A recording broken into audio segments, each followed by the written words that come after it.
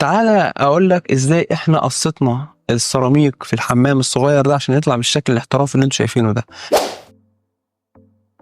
رقم واحد، عندنا الحيطة اللي هي على اليمين. الحيطة اللي على اليمين زي ما انتوا شايفين خدنا بلاطة كاملة سليمة، تمام، او اقل من بلاطة سليمة مفيش فيها اي عراميس. بعد كده المكان بتاع الحوض حددناه ببلاطة واحدة ديكور.